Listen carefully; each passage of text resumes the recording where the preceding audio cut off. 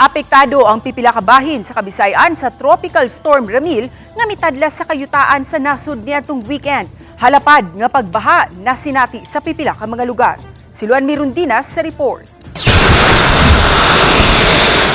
Tungod sa way hunong nga pag-uwan, nisugwak ang tubig sa Hakopon River sa Daram, Samar. Nisugod pagsaka ang tubig alas 11 niadtong Sabado ug matod sa uploader, miabot sa 40 kabalay sa barangay Hakopon ang gisanapan sa tubig. Kiniusab ang nasinati sa mga residente sa barangay Birawan sa lungsod gihapon sa Daram, dihang miawas ang tubig sa Birawan River. Matod ni Andy Lawrence, 15 residente ug barangay secretary, anaa sa 50 kabalay ang apektado. Kinina ang ikaduhang insidente nga niawas ang tubig sa suba. Una na kining nasinati niadtong bagyong Opong. Lakip sa gibahaan ang Birawan National High School, diin nisud ang kusog nga bulog sa tubig. Gibahaan usab ang mga residente sa Purok 38 sa barangay Kaglanipaw sa lungsod sa San Isidro, Northern Samar. Nasinati ang baha pasado alas 2 niadtong Sabado nga milungtad hangtod sa alas 6 sa gabii. Tungod sa kataas sa baha nga niabot na sa dughan, nagtinabangay ang mga tao sa lugar nga makalabang samtang adunay pipila nga nabisi usab sa pagpasaka sa mga bangka sa mas taas nga lugar. Nakasinati usab og pagbaha ang ubay-ubay nga mga lugar sa Giwan, Eastern Samar. Usa na ang Giwan National High School. Tungod sa kataas sa tubig, daw nasusama sa sapa ang tibok school grounds. Kiniusab ang sitwasyon sa Kampuyong Elementary School. Sa kuha ni Teacher Cheryl Rose Ramirez, tataw ang taas nga tubig sulod sa iyang classroom.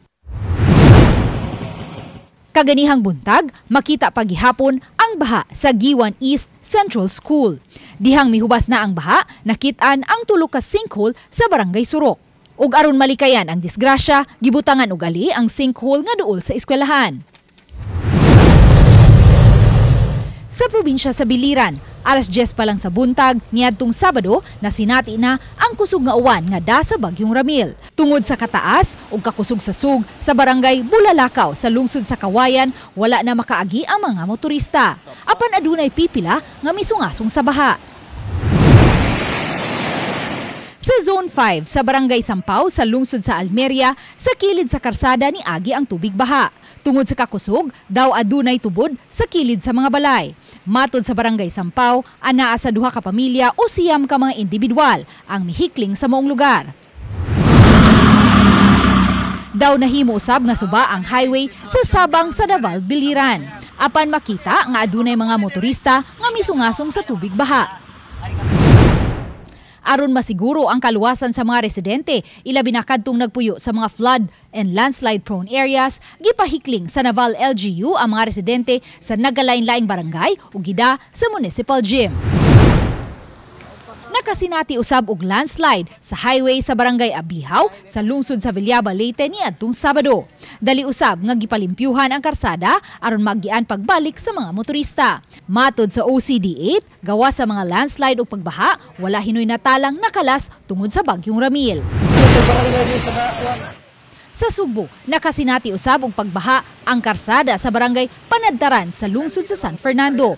Matod sa uploader, gikan sa bukid ang tubig paingon sa National Highway. Uban ni Clans Gabutin, Luan Mirundinas, Balitang Bisdak.